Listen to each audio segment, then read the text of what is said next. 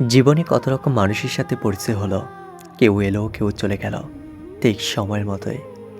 কিছু মুখ রয়ে গেছে স্মৃতির কোণে, আবার কত মুখই ধীরে ধীরে ঝাপসা হয়ে গেছে সময়ের পরতে পরতে। আজ আর কারো চলে যাওয়া দেখে অবাক হই না, কারণ বুঝে গেছি যার সাথে আমার যতটুকু পথ লেখা আছে সে ততটুকু আমার পাশে হাঁটবে।